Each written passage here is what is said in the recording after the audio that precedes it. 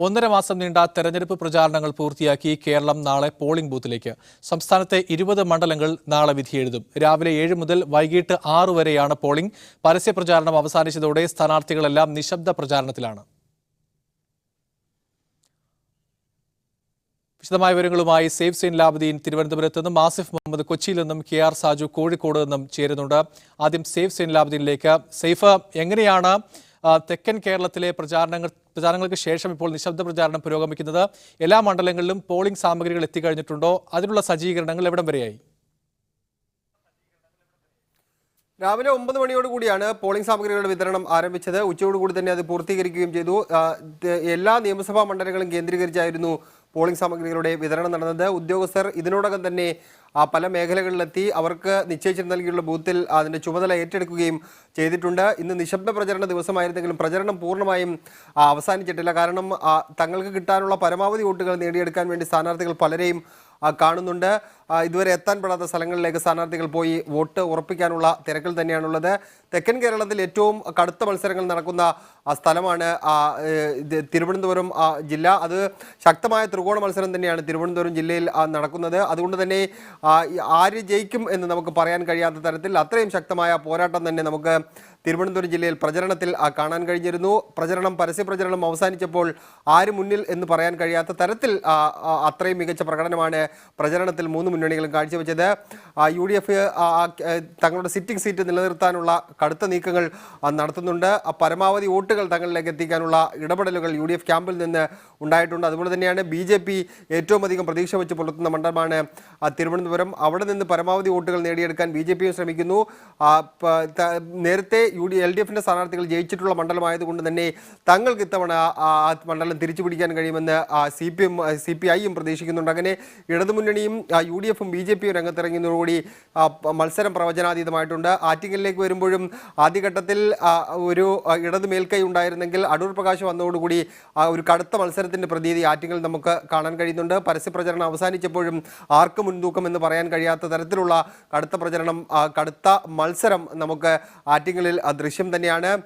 BJP കൂടി വന്നതോടുകൂടി 2 മുന്നണികളും പ്രതീക്ഷ വർദ്ധിപ്പിച്ചിട്ടുണ്ട്. കാരണം BJPയുടെ വോട്ട് അവർ മൊത്തത്തിൽ പിടിക്കുകയാണെങ്കിൽ തങ്ങൾക്ക് അനുകൂലമാകും എന്നാണ് 2 മുന്നണികളും പറയുന്നത്. എന്നാൽ ഒരു അട്ടിമറി വിജയമാണ് BJP അവിടെ പ്രതീക്ഷിക്കുന്നത്. കൊല്ലത്തേക്ക് വരുമ്പോൾ കൊല്ലത്ത് കഴിഞ്ഞ ദിവസങ്ങളിലുണ്ടായ UDF സ്ഥാനാർത്ഥിക്കെതിരെ ഉണ്ടായ ആരോപണങ്ങൾ പരമാവധി ഉപയോഗപ്പെടുത്തി തങ്ങളുടെ നിയമസഭാ മണ്ഡലങ്ങളിലുള്ള മേൽക്കൈ വോട്ടാക്കി മാറ്റി മണ്ഡലം തിരിച്ചു പിടിക്കാനുള്ള നീക്കങ്ങൾ LDF നടത്തുന്നുണ്ട്. എന്നാൽ പ്രേമേന്ദ്രൻ പാർലമെന്റേറിയൻ എന്ന നിലയിൽ നടത്തിയ ഇടപെടലുകളും മറ്റും അദ്ദേഹത്തിൻ്റെ വ്യക്തി പ്രഭാവവും മറ്റും അവിടെ വോട്ടായി മാറി തങ്ങൾ ജയിക്കും, സീറ്റ് നിലനിർത്താൻ കഴിയുമെന്ന് UDFും പ്രതീക്ഷിക്കുന്നുണ്ട്. BJP പരമാവധി വോട്ടുകൾ BJPയുമായി ബന്ധപ്പെട്ട് വലിയ തർക്കങ്ങൾ കൊല്ലം ജില്ലയിൽ ഉണ്ടായിരുന്നു. BJP വോട്ടുകൾ പ്രേമേന്ദ്രൻ മറിക്കുന്നു എന്ന ആരോപണം BJPയിലെ ഒരു വിഭാഗം തന്നെ ഉന്നയിക്കുകയും അത് RSS നേതൃത്വത്തോടെ ഇടപെടേണ്ട തരത്തിലേക്ക് കാര്യങ്ങൾ പോവുകയും ചെയ്തിരുന്നതുകൊണ്ട് വോട്ട് തങ്ങളെ പെട്ടിയിലേക്ക് തന്നെ വീഴ്ത്തുക എന്ന ലക്ഷ്യം RSSനും അതുപോലെ തന്നെ BJPക്കും മുന്നിലുണ്ട്. എന്തായാലും കൊല്ലത്തെ സ്ഥിതിയും നമുക്ക് നേരത്തെ പറഞ്ഞ പോലെ സമാനമായ സാഹചര്യം തന്നെയാണ്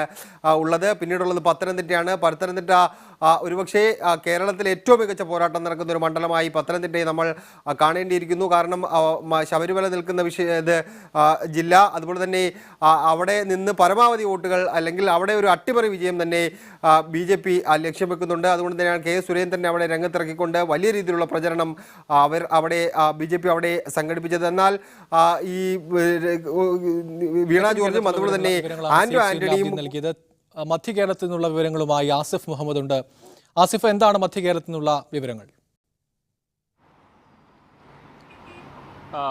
മധ്യകേരളത്തെ സംബന്ധിച്ചോളം ശക്തമായ ത്രികോണ മത്സരം നടക്കുന്ന മണ്ഡലം എന്ന് പറയാൻ കഴിയുന്നത് കോട്ടയം മാത്രമാണ്. മറ്റുള്ള മണ്ഡലങ്ങളിൽ ശക്തമായ ഒരു ത്രികോണ മത്സരം എന്ന് പറയാൻ കഴിയുന്ന ഒരു സാഹചര്യമില്ല. കോട്ടയത്ത് PC തോമസ് NDA സ്ഥാനാർത്ഥിയായതോടുകൂടി ശക്തമായ ഒരു ത്രികോണ മത്സരം നടക്കുന്നുണ്ട്. അതേസമയം തന്നെ KM മാണിയുടെ വിയോഗം വലിയ രീതിയിൽ വോട്ടായി മാറാനുള്ള ഒരു സാധ്യത ഇപ്പോൾ നിലനിൽക്കുന്നുണ്ട്. കാരണം KM മാണിയുടെ അവസാനത്തെ ഒരു പ്രഖ്യാപനമായിരുന്നു തോമസ് ചാഴിക്കാടിൻ്റെ സ്ഥാനാർത്ഥിത്വം. അത്തരത്തിൽ അത് വലിയ രീതിയിൽ ഗുണം ചെയ്യാനുള്ള ഒരു സാധ്യതയാണ് ഇപ്പോൾ UDF ക്യാമ്പ് പുലർത്തുന്നത്. അത്തരത്തിൽ എന്നാൽ അതേസമയം തന്നെ വികസന പ്രവർത്തനങ്ങൾ അടക്കം ഇല്ലായ്മ അടക്കം ചൂണ്ടിക്കാണിച്ചുകൊണ്ടാണ് LDFിൻ്റെ പ്രചാരണം കോട്ടയത്ത് പുരോഗമിക്കുന്നത്.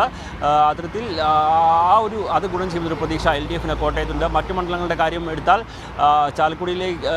ചാലക്കുടിയിലും ശക്തമായ മത്സരം ഇരു മുന്നണികളും തമ്മിൽ നടക്കുന്നു.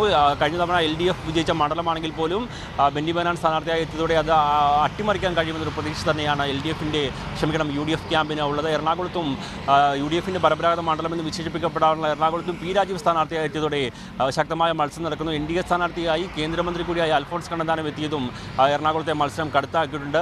തങ്ങളുടെ വോട്ട് ഷെയർ വർദ്ധിപ്പിക്കുക എന്ന് തന്നെയാണ് എറണാകുളത്ത് BJPക്കുള്ള പ്രതീക്ഷ. കഴിഞ്ഞ തവണത്തേക്കാൾ ഇരട്ടിയാക്കാനുള്ള ഒരു ശ്രമം BJPയുടെ ക്യാമ്പിൽ നിന്നുണ്ടാകും. അത് ഒരുപക്ഷെ തങ്ങൾക്ക് ഗുണം ചെയ്യുമെന്നുള്ള പ്രതീക്ഷ LDFിനുണ്ട്. BJP പിടിക്കുന്ന വോട്ടുകൾ UDF വോട്ടുകളായിരിക്കും എന്നുള്ള പ്രതീക്ഷ തന്നെയാണ് LDFിനുള്ളത്. ഇടുക്കിയുടെ കാര്യമെടുത്താൽ കഴിഞ്ഞ തവണ ഹൈറേഞ്ച് സംരക്ഷണ സമിതി അടക്കമുള്ള കാര്യങ്ങൾ ചൂണ്ടിക്കാട്ടിക്കൊണ്ടായിരുന്നു, കസ്തൂരിരംഗൻ അടക്കമുള്ള കാര്യങ്ങൾ ചൂണ്ടിക്കാട്ടിക്കൊണ്ടായിരുന്നു കഴിഞ്ഞ തവണ LDFിനെ വിജയിക്കാനായത്. എന്നാൽ ഇത്തവണ ആ സാഹചര്യം ഇല്ല എന്നും ഹൈറേഞ്ചിലും ലോറേഞ്ചിലും ഒരുപോലെ തന്നെ UDFിന് തിരിച്ചു വരാൻ കഴിയുമെന്നുള്ള പ്രതീക്ഷയാണ് UDF ക്യാമ്പിലുള്ളത്. കഴിഞ്ഞ തവണ ഡീനിനൊപ്പം നിന്ന ലോറേഞ്ച് ഇത്തവണയും വലിയ ഭൂരിപക്ഷം നേടാൻ കഴിയുകയും അതേസമയം തന്നെ ഹൈറേഞ്ചിലെ മണ്ഡലങ്ങളിൽ തങ്ങൾക്ക് കഴിഞ്ഞ തവണത്തെ ഉണ്ടായ തിരിച്ചടി ഇല്ലാതിരിക്കുകയും ചെയ്താൽ വലിയ ഭൂരിപക്ഷം. KR സാജു ഉണ്ട് വടക്കൻ കേരളത്തിലെ വിവരങ്ങളുമായി. സാജു, വയനാടും വടകരയും ഒക്കെയാണ് പ്രധാനമായും വടക്കൻ കേരളത്തിൽ ഉറ്റുനോക്കുന്ന മണ്ഡലങ്ങൾ.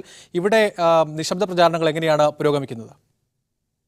നിശബ്ദ പ്രചരണത്തിന്റെ ദിവസങ്ങളിലും കടുത്ത പോരാട്ടം നടക്കുന്ന കണ്ണൂരിലും വടകരയിലും കോഴിക്കോടും സ്ഥാനാർത്ഥികൾ നെട്ടോട്ടത്തിൽ തന്നെയായിരുന്നു. ഇന്നും പരമാവധി വോട്ടുകൾ ഉറപ്പിക്കാനുള്ള നീക്കത്തിലായിരുന്നു സ്ഥാനാർത്ഥികൾ ഉണ്ടായിരുന്നത്. നമ്മൾ വടക്കൻ കേരളത്തെ മൊത്തത്തിൽ പരിശോധിച്ചാൽ പാലക്കാടും കാസർഗോഡും LDFിന് മുൻതൂക്കം ഈ ഘട്ടത്തിൽ അവർ കൽപ്പിക്കുന്നു. UDFിനെ സംബന്ധിച്ചിടത്തോളം വയനാടും മലപ്പുറവും പൊന്നാനിയും അവർ അവരുടെ പട്ടികയിൽ ഉറപ്പിക്കുകയും ചെയ്യുന്നു. കണ്ണൂരും കാസർഗോഡും കോഴിക്കോടും ഞാൻ നേരത്തെ സൂചിപ്പിച്ചതുപോലെ ഫലം പ്രവചനാതീതമാണ്. വളരെ ശക്തമായ പോരാട്ടം നടക്കുന്നുണ്ട്. വയനാടായിരുന്നു ഈ ഏറ്റവും താരമണ്ഡലമായി വടക്കൻ കേരളത്തിൽ മാറിയത്. AICC അധ്യക്ഷൻ രാഹുൽ ഗാന്ധിയുടെ സ്ഥാനാർത്ഥിത്വത്തോടു കൂടിയായിരുന്നു.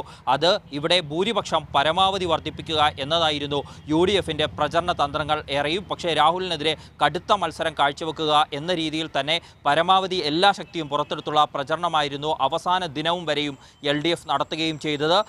കോഴിക്കോടാണ് ഏറ്റവും ഉറ്റുനോക്കുന്ന മത്സരത്തിലേക്ക് വന്നത്. പ്രത്യേകിച്ച് സിറ്റിംഗ് MPയായ MK രാഘവനെതിരെ ഉയർന്നു വന്ന ഒളിക്യാമറ വിവാദവും നിശബ്ദ പ്രചരണ ദിനത്തിൽ പോലും അദ്ദേഹത്തിനെതിരെ ഇതുമായി ബന്ധപ്പെട്ട കേസ് രജിസ്റ്റർ ചെയ്യുകയും ചെയ്തു. ഇതെല്ലാം LDFിൻ്റെ രാഷ്ട്രീയ നീക്കമാണ് എന്ന പ്രചരണമാണ് UDF അവസാന ഘട്ടത്തിലും നടത്തിക്കൊണ്ടിരിക്കുന്നത്. എങ്ങനെയും തിരിച്ചുപിടിക്കണമെന്ന് CPM കണക്കുകൂട്ടിയിരിക്കുന്ന മണ്ഡലങ്ങളിലൊന്നാണ് വടകര.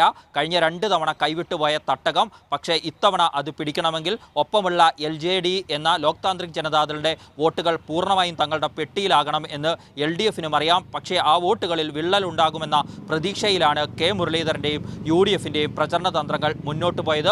മറ്റൊരു ശക്തമായ മത്സരം നടക്കുന്നതിൽ കണ്ണൂരിൽ PK ശ്രീമതിയും K സുധാകരനും തമ്മിലുള്ള മത്സരമാണ്. പ്രചരണത്തിൻ്റെ ആദ്യഘട്ടത്തിൽ PK ശ്രീമതിക്ക് മുൻതൂക്കമുണ്ടായിരുന്നെങ്കിലും അവസാനമായപ്പോഴേക്കും അതും ഇഞ്ചോടിഞ്ച് പോരാട്ടമായി മാറിയിരിക്കുന്നു. ഫലം പ്രവചനാതീതം. സമഗ്ര ചിത്രമാണ് 3 പേരും വിവിധ ഭാഗങ്ങളിൽ നിന്നും നൽകിയത്.